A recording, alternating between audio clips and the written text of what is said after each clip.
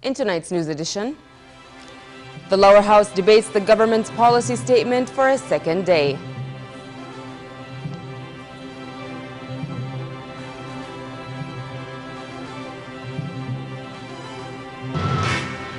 The Armed Forces General Command says no rockets are fired on the city of Aqaba, but rockets hit the Israeli city of Eilat.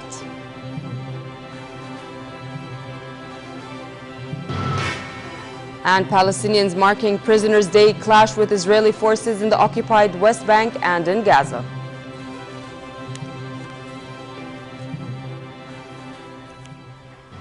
Good evening and welcome to the news at 10. A debate of the government's policy statement continued at the lower house for a second day. MPs addressed several issues, pushing their demands, which mainly focused on deeper reforms, a heavy-handed approach against corruption, and addressing economic woes. Hebatoum has an update.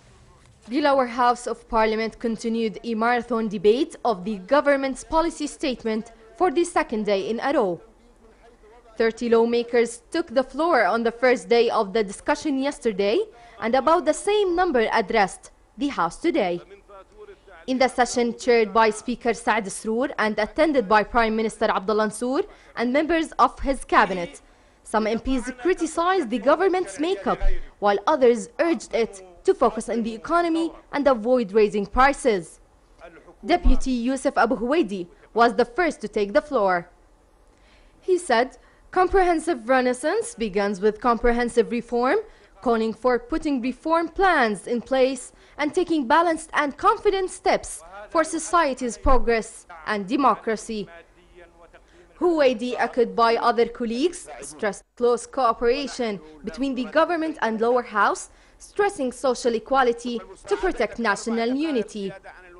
MP Mohammed Hdeib said the country stands at a historical juncture with huge political, economic, and social challenges.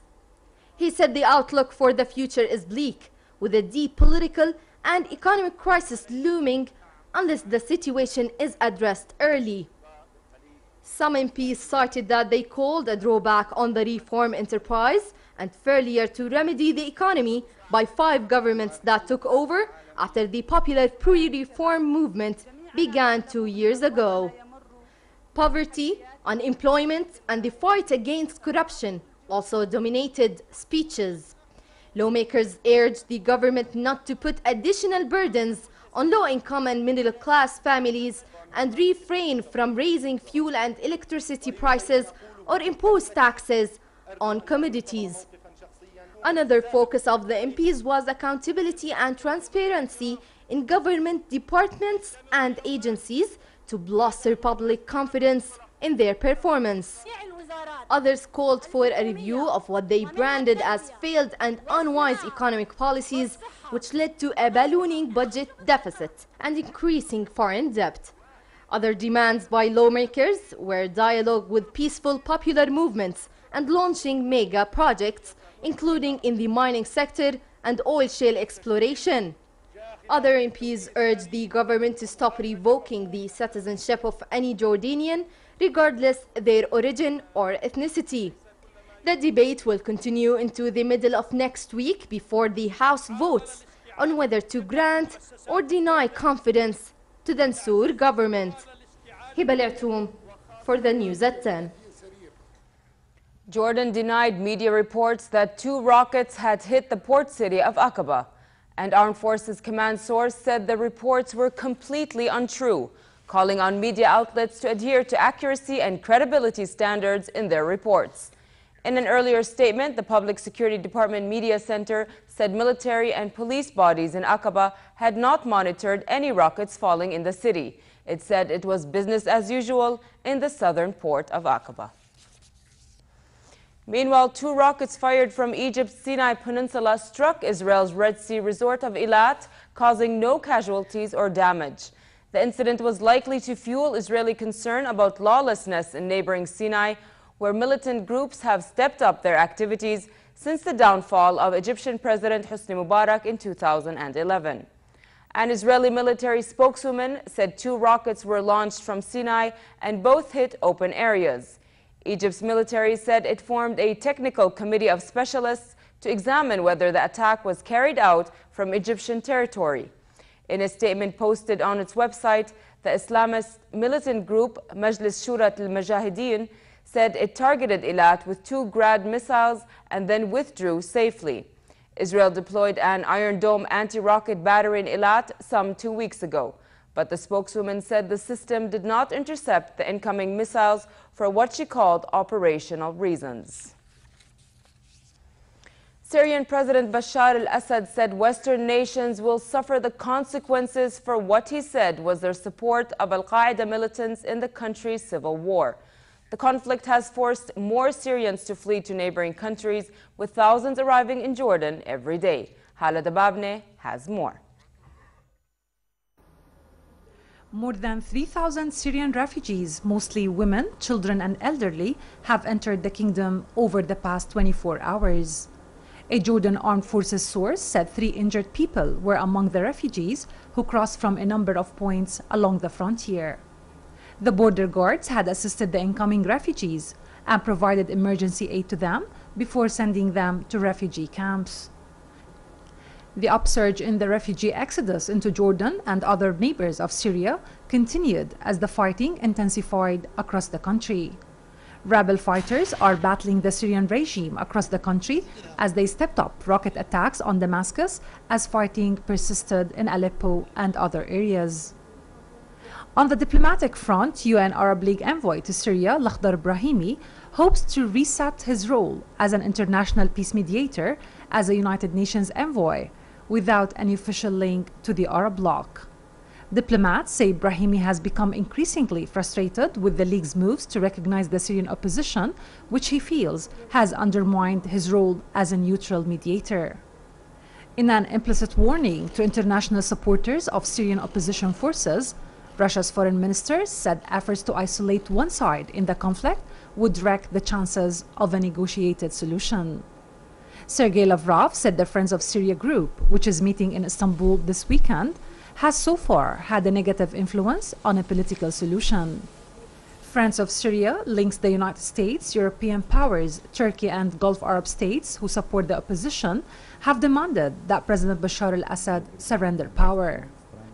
International powers will search for a peaceful settlement to Syria's civil war with fresh urgency at the Istanbul meeting after a rebel faction aligned itself with al-Qaeda. Khaled for the news at 10. Palestinian and Israeli officials are seeking a compromise to end the hunger strike of a Palestinian prisoner whose fast has lasted more than 250 days. A Palestinian official said Israel has asked Samir al-Isawi, a 32-year-old from Arab East Jerusalem, to stop his fast in exchange for decreasing his decades-long sentence to 1 year behind bars. Palestinian prisoners today joined in the hunger strike that stoked street protests. Muhammad al-Fuqaha has the story. Marking the annual Prisoners' Day, Palestinians clashed with Israeli forces in the occupied West Bank. At the barbed wire fence surrounding Israel's Ofar military camp in the West Bank, protesters used wire cutter to make caps in the fence. But they were confronted by Israeli troops who fired tear gas toward the protesters. This protester says, "There will be no peace without the freedom of all the prisoners." In Ramallah's Arafat Square, dozens protested carrying pictures and posters of prisoners. Iyad Abu Ain, Deputy Prisoners Affairs Minister, said this year the Palestinians' battle will continue and escalate against the Israeli occupation until all prisoners are freed. In Hebron, Prisoners' Day was marked by protesters standing with long banners highlighting the different stages of the Palestinian struggle. In Gaza, Hamas leaders called on lawmakers to meet, reaffirming that the prisoners' issue should not be subjected to manipulation or political deals. Thousands marched in the Prisoners' Day protest in Gaza City, chanting and holding banners in support of prisoners. The Gaza protesters gathered outside the Red Cross offices in Gaza City. A hunger strike by a handful of prisoners and the deaths of 2 detainees in custody this year have touched off deadly clashes with Israeli forces that some analysts say could snowball into a third Palestinian uprising. Local Palestinian authorities say 800,000 Palestinians have been detained since Israel occupied the West Bank and Gaza in 1967. Hamad al-Fuqaha for the news at 10. The Foreign Ministry said no Jordanians are among the victims of a powerful earthquake that struck Iran. Hundreds of houses were destroyed in the tremor that shook buildings as far away as India and Gulf Arab states. Communications with the sparsely populated desert and mountain region were largely cut off, making it difficult to assess Iranian casualties. Pakistani officials said at least 30 people were killed, 150 injured in the town of Mashkil in the southwestern Pakistani province of Baluchistan, which borders Iran. Head of the health center in Mashkil said several hundred houses in the town had caved in. 3 women, 2 children were also killed when their mud house collapsed on top of them. Her Majesty Queen Rania Al Abdullah paid a visit to Al Aman Fund for the Future of Orphans and met with a number of children who benefit from its vocational training. During the visit, Director of Al Aman Fund, Maha Saqqa, talked about their partnerships with some vocational training colleges and institutes, as well as companies from the private sector. Queen Rania expressed her pride in such campaigns that provide young people with skills that meet the demand of an increasingly competitive job market. A group of youth who graduated from the fund's programs shared their experiences and success stories and described how it has supported them to start their own businesses. U.S. government and law enforcement sources said no arrests have been made yet in the bombing at the Boston Marathon that left 3 people dead and scores injured. One of the sources said there was no one in custody either. A law enforcement source said there is no indication of connection between suspicious letters addressed to President Barack Obama in Washington and the Boston attack. This report has more. Runners in Boston paid tribute Wednesday to the 3 people killed and the 176 injured when the Boston Marathon came under attack Monday. I was going to run along the river, and I kind of felt an obligation to run along the boundary of the police cordon. I just felt like something that's drawing runners to respect the people that were hurt and respect the people in the race. But I've been really impressed by how all of Boston and all of the world has come together to really support and move on from this event. As the city begins the healing process, some of the injured face a long recovery time ahead, says Dr. Peter Burke, the chief of trauma at Boston Medical Center. It's really important for people to realize that this is something that they get injured really quickly, but it takes a long time for the people to get better, and there are lots of steps in that process. Investigators are still unable to conclude whether a group or individuals were responsible for the attacks, but they reportedly gathered enough evidence at the crime scene to slightly narrow their search. Venezuela's opposition leaders said they feared persecution over post-election protests, and the U.S. government backed their call for a recount. The razor-thin victory by Nicolas Maduro as president of Venezuela in Sunday's presidential vote has been rejected by his rival, Enrique Capriles. The opposition alleged thousands of irregularities at poll centers and wants a full audit of the ballots. 7 people have died in opposition-led protests, and the government has vowed to take legal action against the opposition leader and others whom they accuse of stirring up violence. U.S. Secretary of State John Kerry said the United States has not decided whether to recognize Maduro or not. Kerry told the House of Representatives Foreign Affairs Committee there ought to be a recount. We think there ought to be a recount. I don't know what is going to happen in the next days. They're talking about having an inauguration on Friday. Obviously, if there are huge irregularities, we're going to have serious questions about the viability of that government. But that evaluation has to be made, and I haven't made it yet.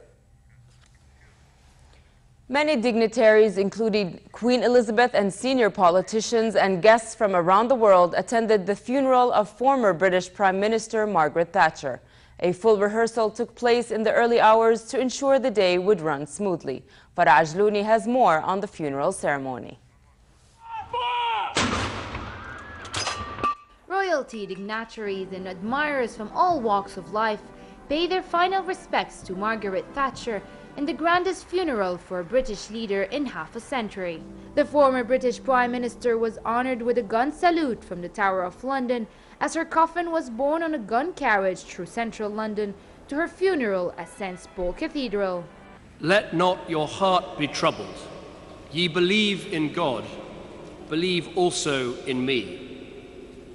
In my Father's house are many mansions. This funeral with military honours is Britain's biggest political funeral since Winston Churchill's in 1965. Security is tight with global leaders attending the service and some Thatcher's detractors threatening to disrupt the procession route. The right-wing Thatcher, who governed the UK from 1979 to 1990, was regarded as a controversial figure, with Britons divided about her legacy decades after she ruled. The 19-minute ceremony was largely peaceful, but an eerie silence overcame the thousands who lined the route of her funeral procession. Following her death from a stroke on April 8th at 87, Thatcher's legacy has been the subject of intense domestic debate. Many of her supporters and critics at odds about how best to mark the occasion. Thatcher, also known as Iron Lady, presided over the nation during a period of huge economic and social change. Polls have shown that many are unhappy that the estimated £10 million bill for the funeral is being picked up by the taxpayer for a woman who still divides Britons politically. More than 2,300 mourners attended the service, but there will be notable absences. Former Soviet leader Mikhail Gorbachev and Nancy Reagan, the widow of Thatcher's great U.S. ally Ronald Reagan, are too frail to attend. And the Argentine ambassador refused to attend after Britain said it wouldn't be inviting Argentine President Cristina Fernandez. Faraj Looney for the News at 10. South Korean President Park Geun-hye called for breaking the vicious cycle with North Korea by issuing threats for concessions from Seoul. His remarks came during a meeting with foreign ambassadors where he thanked them for their support.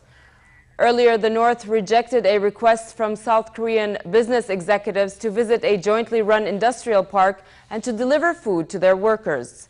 In protest, South Koreans staged anti-North rallies by burning pictures of the isolated country's leaders on the day Pyongyang celebrated the 101st birthday of the North's founder, Kim Il-sung, dubbed the Day of the Sun. North Korea vowed retaliation if the South did not apologize.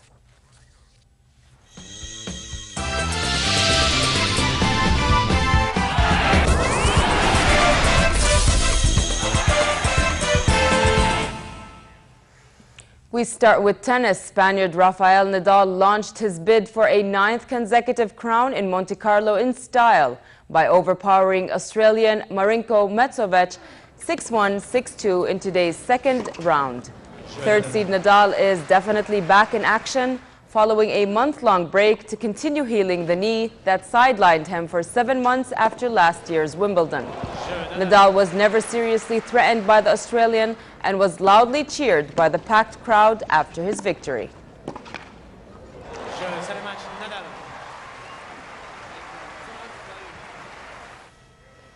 Over to cycling, Spaniard Dani Moreno of the Katusha team gained a solo win in the Flèche Wallonne one-day classic in Belgium. Colombian Sergio Henao finished second in the 205-kilometer one-day race, with compatriot Carlos Betuncer coming in third. The Flèche Wallonne is the second of a series of 3 races known as the Ardennes Classics.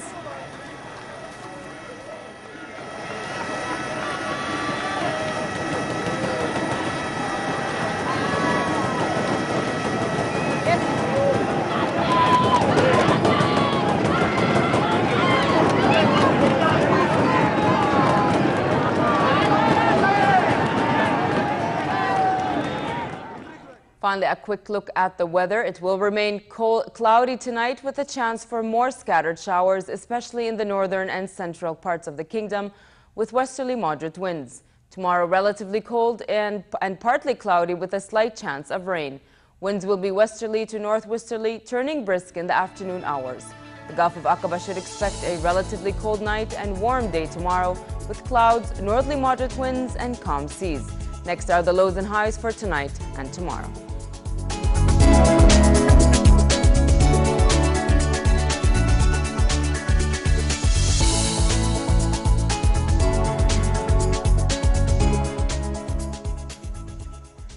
To end the news, here's a reminder of our top stories. The lower house debates the government's policy statement for a second day.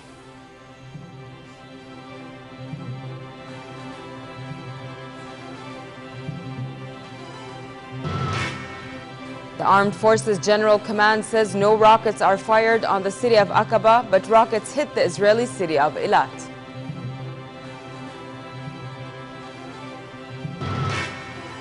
And Palestinians marking Prisoners' Day clash with Israeli forces in the occupied West Bank and in Gaza. With that, we come to the end of tonight's news. I'm Nancy Khair. Thank you for watching and have a good night.